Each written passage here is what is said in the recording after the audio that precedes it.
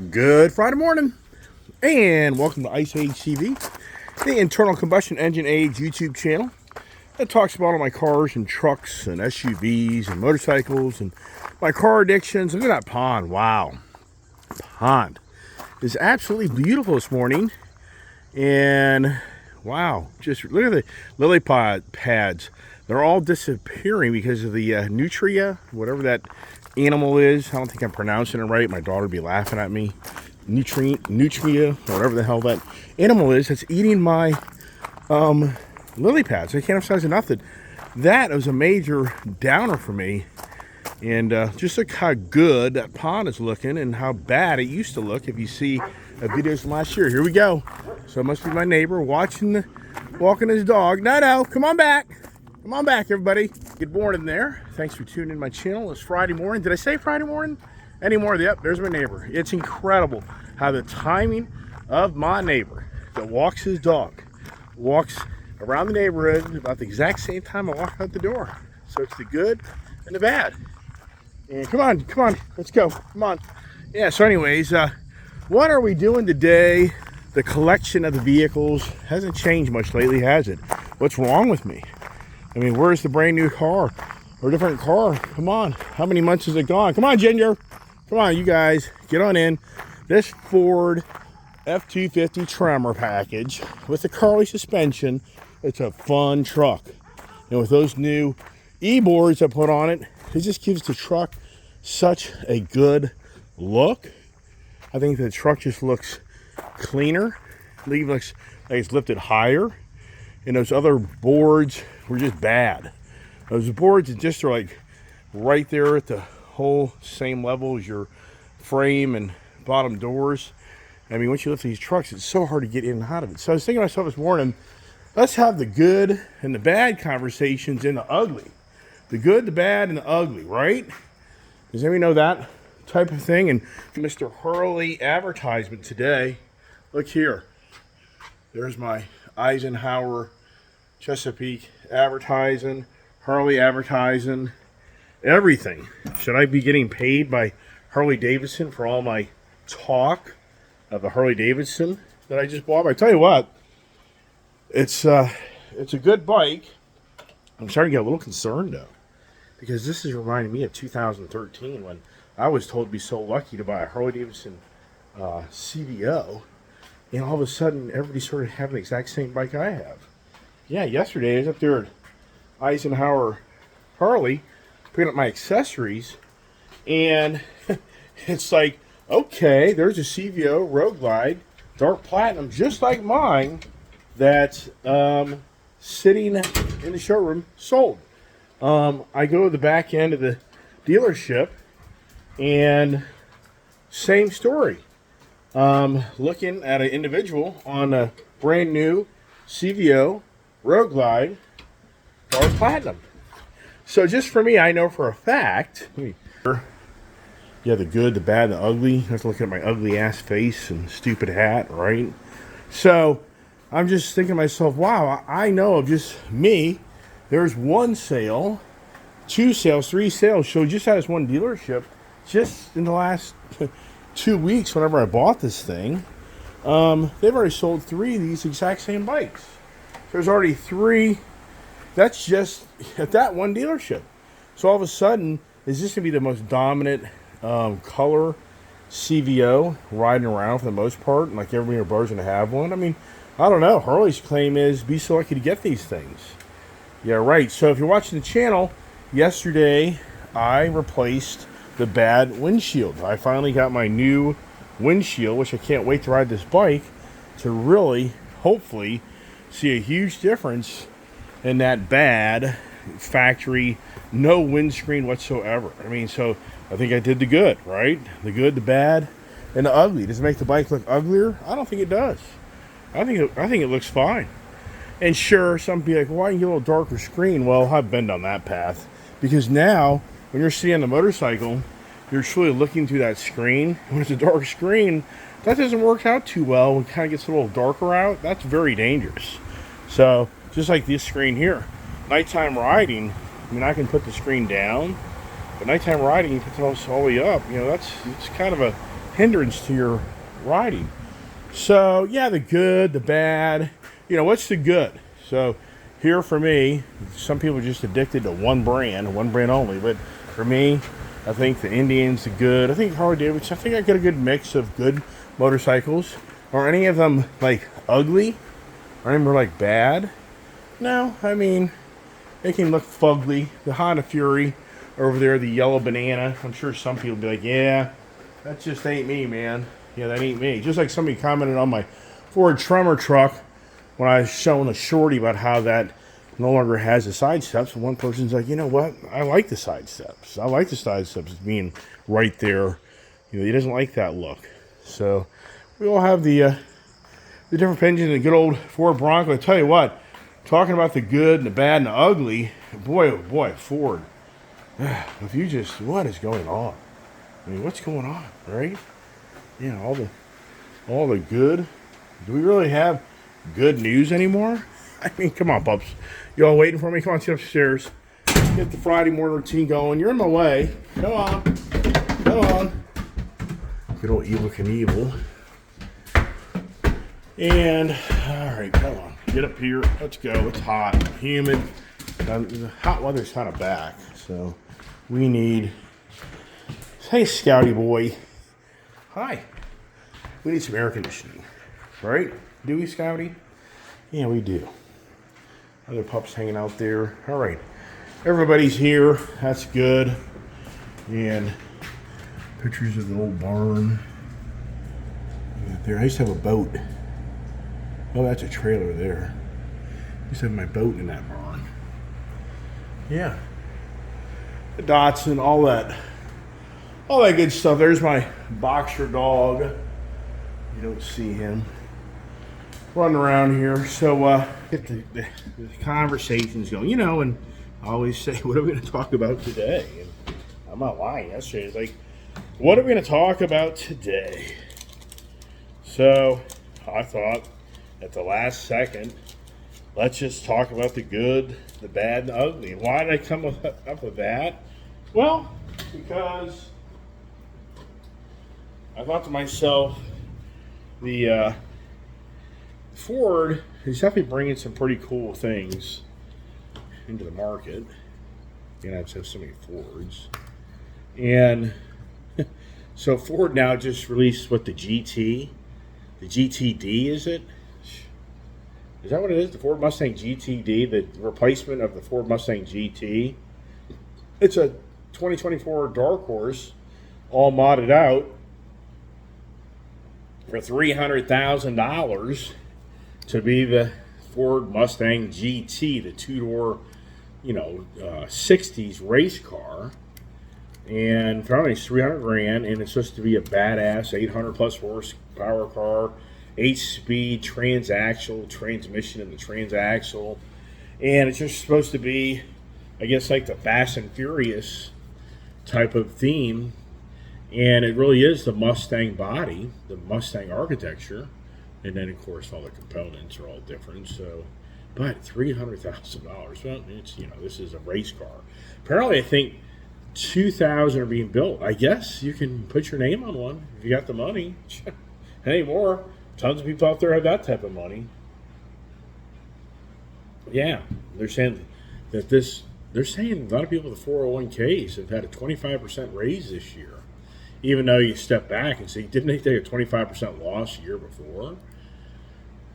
So the good. I mean, so in the car market today, I mean, I think there's a lot of good going on as far as with ICE still pushing along, even though the EV age is so upon us. And the bad, the ugly. So the good news is Ford's continuing, as we know, the ICE engine in the Mustang, and continuing the ICE engine in their vehicles for the most part.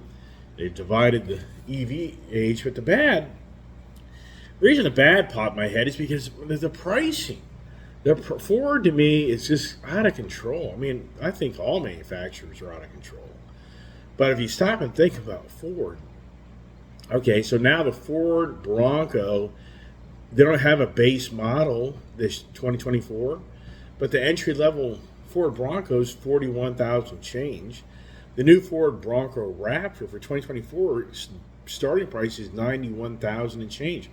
I swear, just a year ago, I swear a year and a half ago, that Bronco was like a $74,000 or $78,000 base price. I mean, for me, owning the Bronco, and I paid a lot of money for that thing, the $91,000 number keeps mine, get a good value. But wow, and then the new Mustangs.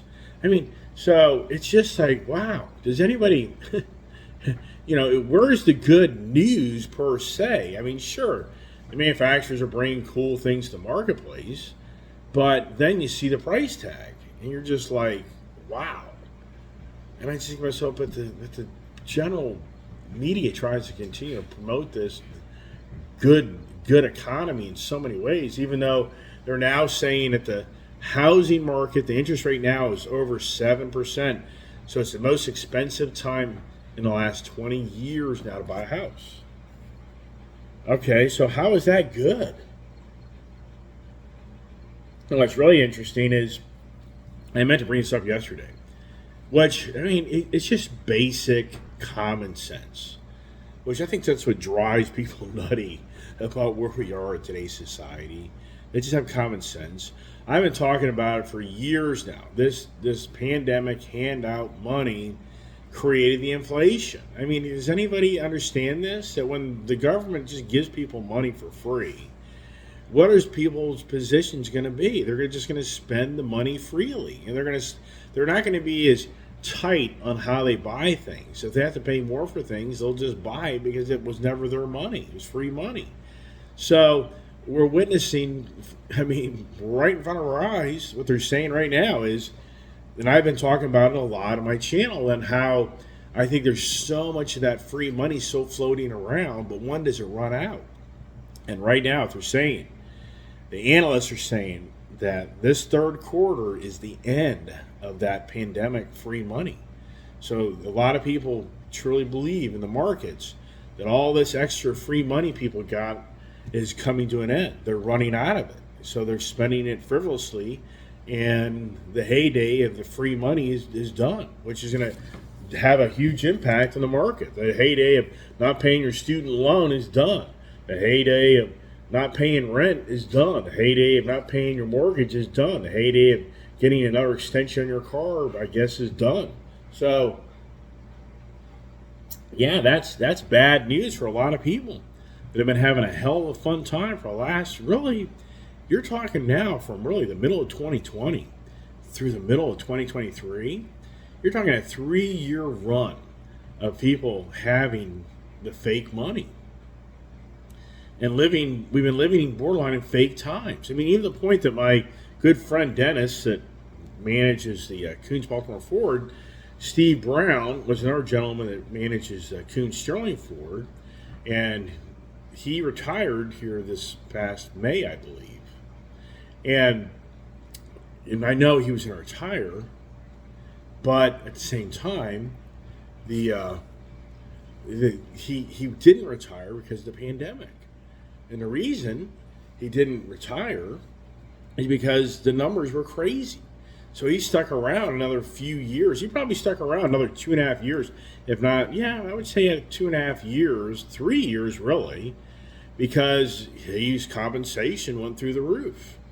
And that's what Dennis said. He said, if you saw the numbers, his exact words to me was, if you saw the numbers during the pandemic, you wouldn't retire either.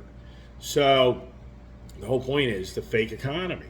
So then he just retired because he felt he had his heyday and his age, and he's ready to move on. But boy, I tell you what, talk about the good, the bad, and the ugly. So here's the thing. Down there at Kuhn's Sterling Ford, a good friend of mine, John Walker, great guy. If he's watching my channel, I feel for you.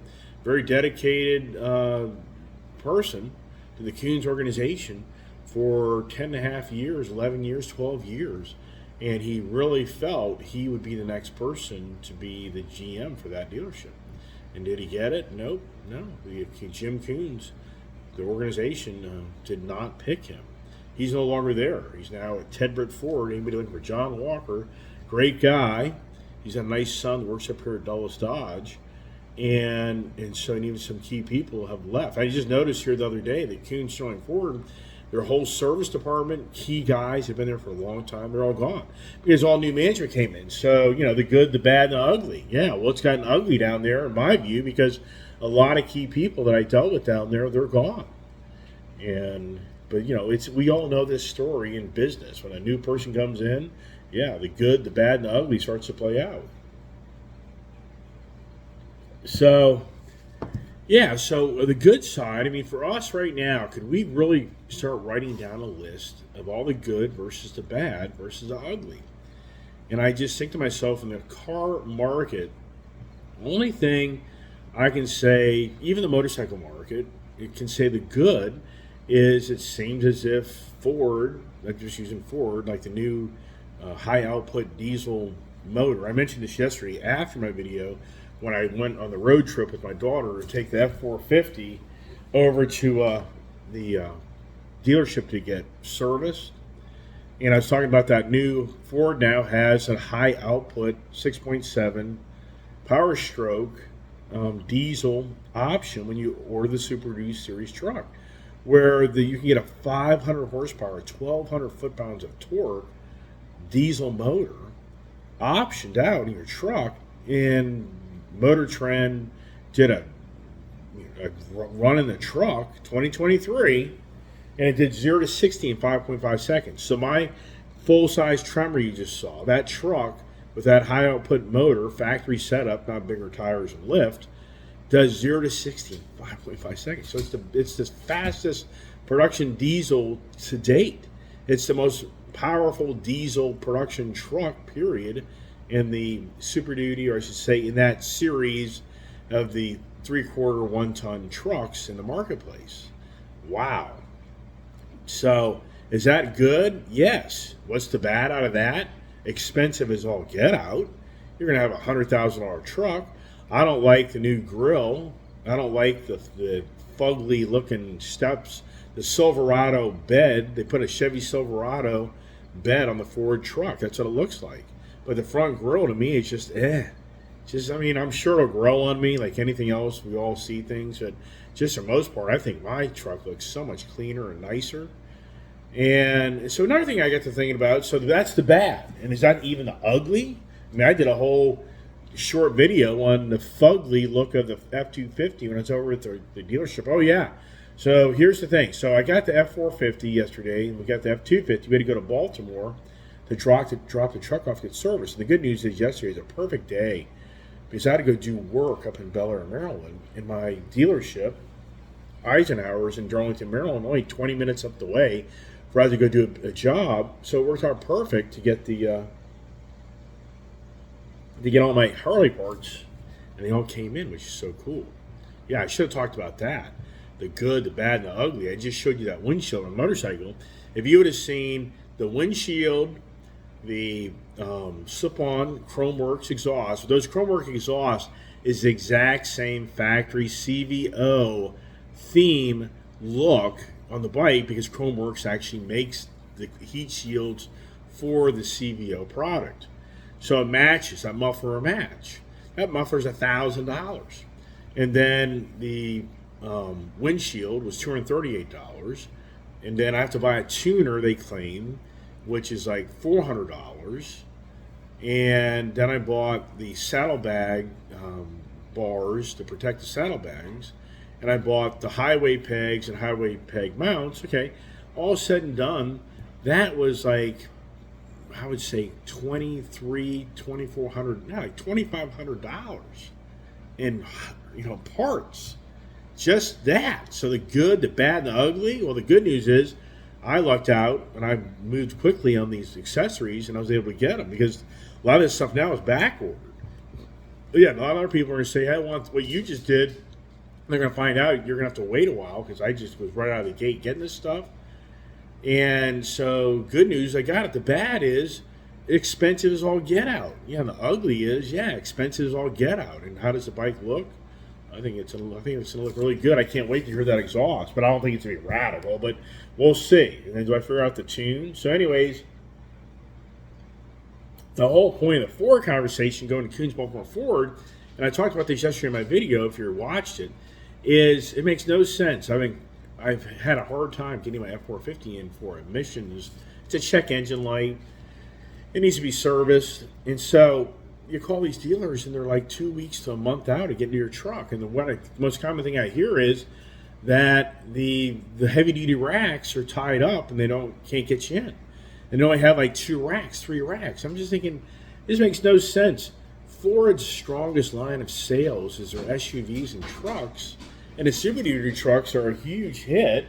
And so you're a dealer, you only have like 2 racks for to service your commercial base.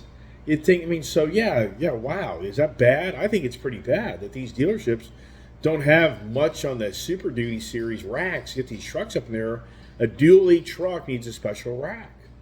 Yeah, so, but why do the dealerships not have more of a universal type of, rack system? So that's pretty bad. But anyways, we drove the trucks over there, and you can see that video yesterday of our adventures to get we drive the Super Duties.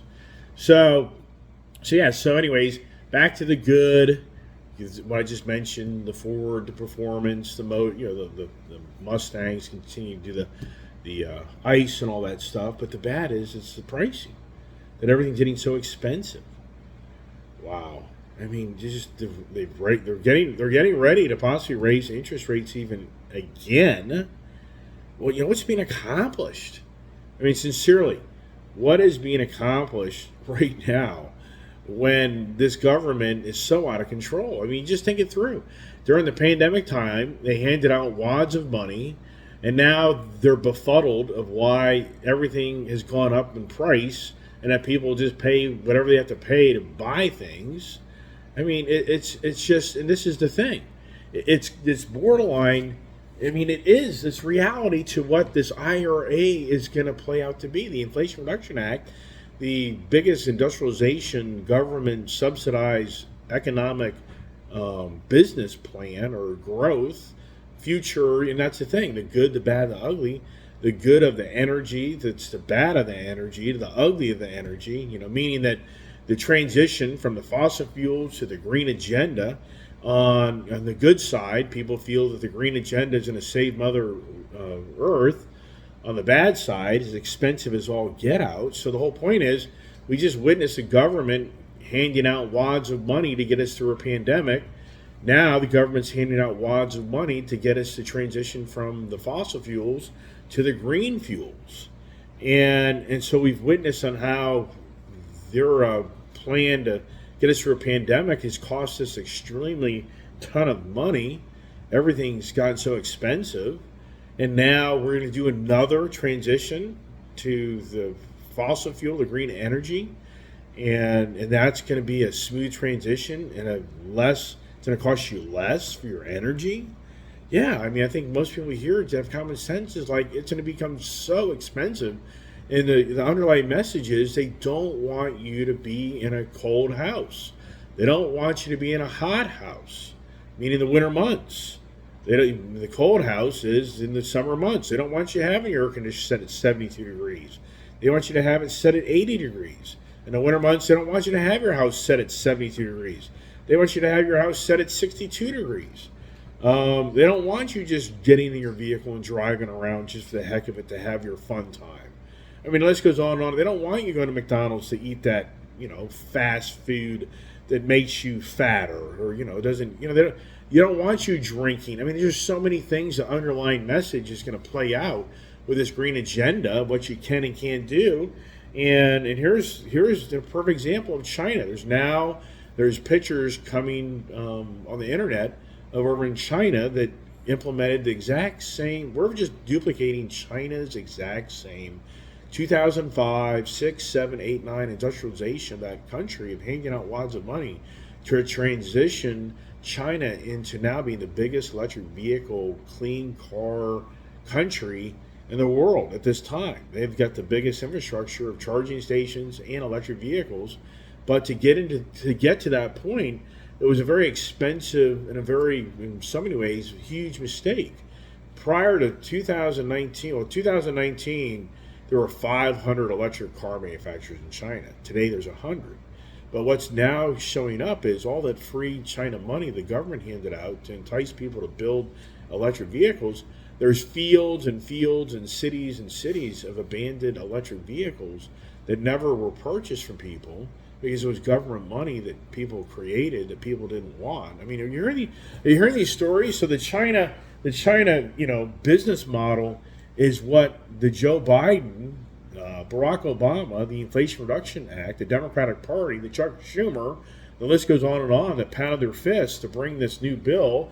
The AOC, who she's not even content with the bill that was written because it's still not heavy enough green agenda for her. And the Boston politician up there, those two got together a year ago. They want to create another new green agenda bill. Yeah, bigger than the one that we already have. And so China, that just talks about how so many people have gotten caught up in the government subsidies and handouts and did all this transformation of building electric vehicles that nobody wanted. Yeah. So, yeah, look this up. You'll see there's key cities that have just abandoned electric cars that never sold, people never bought, just sitting in fields. And just, there's trees growing through them. I mean, right. So you take that business model, you take the pandemic business model of the free money being handed out, and what was the end result by the government controlling things more than ever, and wow. And so the good, the bad, and the ugly, yeah, I mean, for the good, for the companies out there that are going to be rewarded to set up their semiconductor facility to build chips, yeah, the good for them is they're going to get government subsidy. The good for the electric battery company, the good is the government's going to give them a ton of money. The good for the electric car companies. But the bad is we all see that this country isn't on this page believing that the better, the good of the electric vehicle is really going to be the good for mankind and Mother Earth. And so we're not buying into it. We believe it's going to be bad. And so we even think it's even ugly. I mean, how many people are just are borderline to get an electric vehicle and push the pedal down and there's no gasoline engine noise? People out there that's just like, ugh. I mean, this is like, yeah, it sounds radical. I guarantee you, people that are like, yeah, you get in those cars and they're just like, this is disgusting. I can't drive this thing. And yeah, there's people out there too that I know, they get in that car and yeah, they're happy as can be, right? Yeah, exactly. So I mean, but for me, I've got electric vehicles. What do I drive most of the time? All my gas vehicles. I mean, yeah, electric vehicles are neat, but oh my gosh, I'm blessed to have the chance to keep my sanity and still be able to drive the ICE vehicles. Yes, the good, the bad, and the ugly, right? Yeah, am I getting uglier with these funky, flat-rimmed hats? So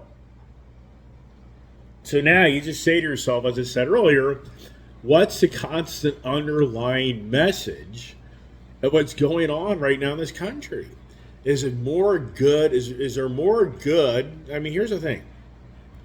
For all the Joe Biden, I don't take the conversation wrong. I mean, Joe Biden, people watching my channel, I'm sure I irk them because I bring up Joe Biden. And people watch my channel, I'm sure I irk them because if I talk about Donald Trump. I mean, it's just like, yeah, okay, the good, the bad, and the ugly. It's called politics, and that really irks the hell out of people. I had one guy yesterday ask me Biden or Trump. And I was like, at this point in my life where I am, I'm not excited about either candidate because I think more than ever today, the big business and big government's dictating everything around us. Yeah, I mean, sadly for us, it's the big business that's running the show, the big media machine, we all know this. We talked about this pre-election for Trump. We all talked about how the media machine is just brainwashing people to believe whatever the media machine can talk about all day long, and the tech guys are, so now, yeah, it's so challenging to look for a candidate to help get this country back into order that the big guy isn't stuffing his pockets for the agenda. It's very, very challenging. And, and now it's the masters of deception of the constant focused on Donald Trump. And meanwhile, the Democratic Party's doing all their antics and other things, and it's a constant focus. Like, oh my gosh, just really bad. So to me, it's like, yeah, the good, the bad, and the ugly. That right there is, I just said it. The good, the bad, and the ugly. You've got the media machine that constantly focuses on those two individuals, while all these other things are going on that people are clueless about. The Inflation Reduction Act. I mean, just the list goes on and on and on. Now, here's Elon Musk being called out on the good, the bad, and the ugly. Here's for Elon Musk. So he bought out Twitter to create it to be X. And so now people are calling him out, this has actually happened to me. So it is true that, the freedom of speech. Yes, you can go to X and you can pretty much, I mean, you have to be within reason. You can't be this violent, threatening people, but you can speak your voice and views and ideas. And it will be posted. But yes, you have freedom to speak, but you don't have freedom to reach. And so what that means is, it happened to me. I made this comment that was derogatory in their views of what's going on in our country. And so I got an email from, at that time, Twitter, that your comment won't be seen as easily.